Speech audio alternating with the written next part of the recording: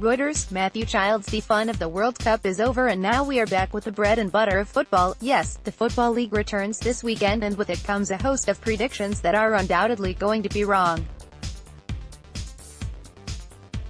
One of the most exciting leagues in Europe, the Championship is a big spending league with an ultimate prize worth hundreds of millions to whoever gets promoted. Here are RealSport's predictions for the season ahead.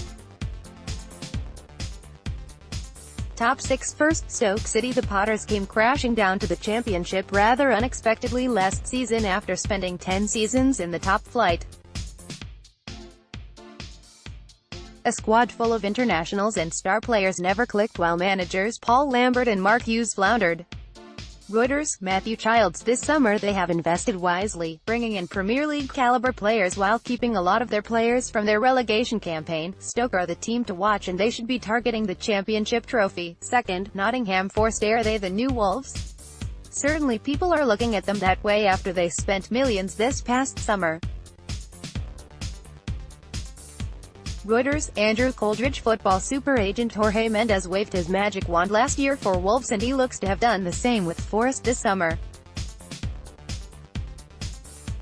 Expectations are high, season ticket sales are up and Ider Karanka's side are being tipped for a return to the Premier League finally after 20 years away. Third, West Brom Baggies got away from their tag as a yo-yo side but could return to being just that if they win promotion at the first attempt this season.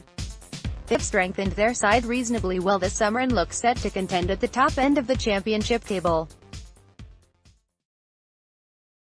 Players like Jock Livermore, Gareth Barry, Jay Rodriguez, Chris Brunt and Oliver Burke should be more than good enough to help the Baggies earn at least a playoff spot. Fourth, Middlesbrough Nipolis has had a full summer to train and get his team ingrained into his tactical philosophies. Borough have spent some money as well, bringing in Aidan Flint and Paddy McNair, plus they have bred Asa Mbalunga, Adama Traore and most of the other players from last season that got them into the playoffs.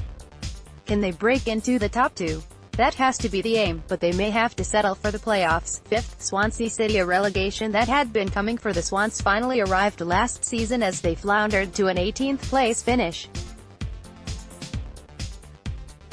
This summer they have been rather quiet in the transfer window, with only a few notable signings. When and proven manager, Graham Potter, Swansea are probably the least likely of the 3 relegated sides to go back up but they still have a good chance. Sixth, Bristol City last season Bristol City were one of the surprise packages in the Championship. They pushed Manchester City hard in the Carabao Cup semi-finals and were consistently in the playoff hunt. They struggled towards the end of the season and eventually finished 11th, but this year they should be better despite selling off star players Aidan Flint and Bobby Reid. Moesa has come in to give them a proper striker while Andy Wyman and Marley Watkins should help contribute goals. Lee Johnson is building something special at Ashton Gate, and this season may see them finish in the playoff positions. Bottom 3 22nd, Reading after Jaap Stam guided them to the playoffs in 2016-17. The last year was a rather large drop-off. Reading struggled all season and found themselves in a relegation battle, ultimately saved by Sunderland, Barnsley and Burton Albion's shocking form. Neil Clement has a large job on his hands if he is to turn them around properly, but their business this summer has left a lot to be desired. Either way, Reading fans should be hoping that they can steer clear of the bottom 3. 23rd, Rotherham United. The Millers have become a bit of yo-yo side in recent years and seem to be too good for League One but not good enough for the Championship. They did remarkably well to get promoted last season, but their expectations this time around should be to finish 21st. Reuters, Jason Curran. Paul Warne has had to bring in free transfer and loan players and it is virtually impossible to compete in this division unless you spend some money. It may be a long season for Rotherham. 24th, Bolton Wanderers. Phil Parkinson has done a miraculous job at Bolton over the last couple of years, but this season may be a step too far for his team. This summer has been tumultuous to say the least, with players going on strike because they hadn't been paid and the club signing largely older free transfers. Bolton do not look like a side geared for success and a relegation to League One looks more or less nailed on. Top scorer, Benica Faba. Stoke City signed the striker this summer from Wolves, and he has the pedigree at this level to be the division's top scorer.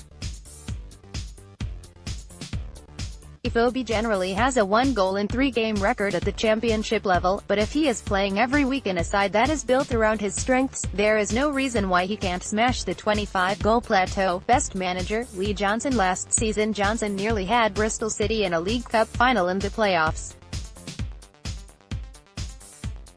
The season tailed off, but Johnson still has his team heading in the right direction. REUTERS, Paul Childs. Can they build on that success? If they can, then Johnson could be a shoo-in for Manager of the Year. Young Player of the Season, Oliver Burke. After bursting onto the scene at Nottingham Forest a few years ago, Burke has really struggled to get his game going.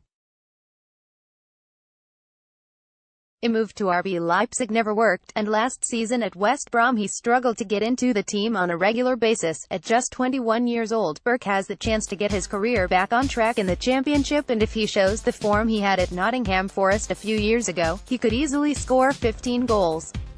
Player of the Season, Tom Ince. If Stoke are to live up to their pre-season billing as Championship favourites, then the performances of Tom Ince will be vital. He has a very impressive record in the Championship and has proven himself to be an elite player at this level. With the improved quality around him, he should fit in perfectly at Stoke and help them earn a promotion. He could be the most important cog in their team. If you want to read more football content, make sure you follow us on Twitter at RealSport Goals. Want to share your opinion? Why not write for us?